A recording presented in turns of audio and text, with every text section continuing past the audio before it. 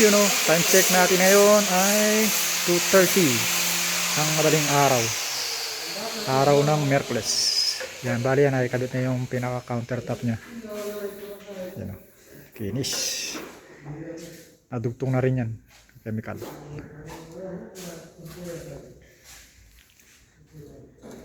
Ito, pintura pa rin yung trabaho rito. Balancing. Ayan, tapos na yan.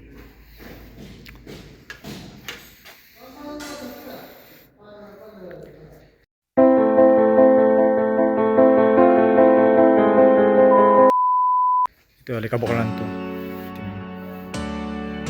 Pero pag nililis yan, maganda tingnan lalo. Yun. Ito guys, mga to mga tira-tira tong mga piraso ito. Pinagdugtong-dugtong lang para maka save sa budget. Ito dati na yan. Ito lang yung balance. Ito lang ginawa namin ngayon. Itong buong Ramadan.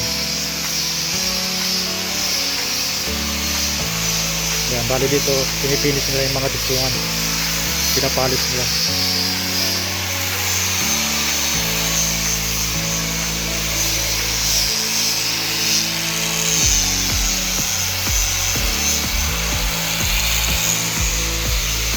Ito tapos na rin dito, last day sila ngayon, tapos na silang trabaho.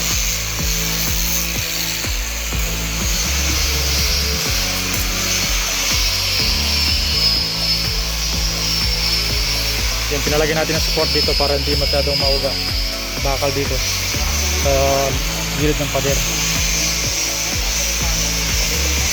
Bukas lalagay ko yung plywood. Kung ma-deliver yung counter, ilalagay na rin. Yan, bali nagliligpit na sila mga gamit dahil tapos na sila.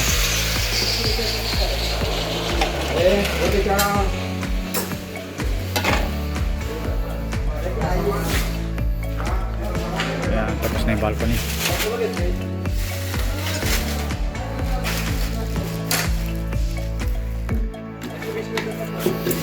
Baka mamayang hapon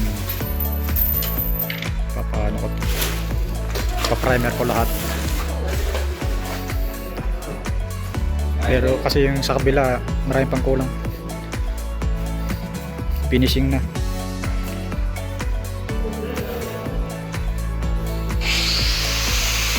Saka yung mga dito, yung mga abubot dito, yung mga tiles na malalaki, pinatanggal ko yung mga gamit dito.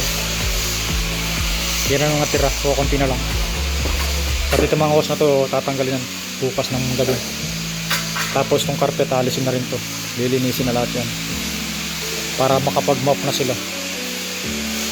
Ito, tatanggal ko rin bukas to, lahat nito. Pero ito wala pa, hindi pa to.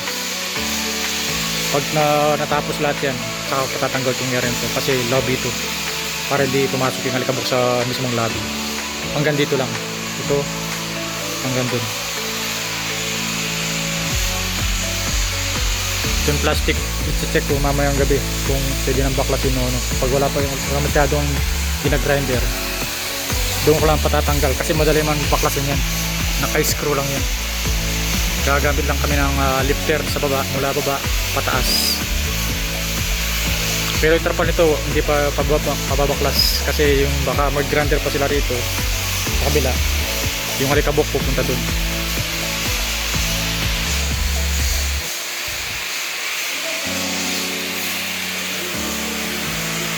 Yan. Once na matapos ito, patatanggal ko yung scaffolding. Tapos umpisahan ko na yung pag-alis ng trapal dito sa baba para maalis na yung rubber mat sa carpet. Dahil bukas ng gabi, darating yung edit ng gabi, darating yung magka-carpet, ito-check up niya kung ano pang kulang o anong gamit na dadalhin para magawa niya ng paraan. Pero naka-prepare na ako ng mga gamit. Kasi nga lang, lilinisin ko pala yan. Palinis lahat yan.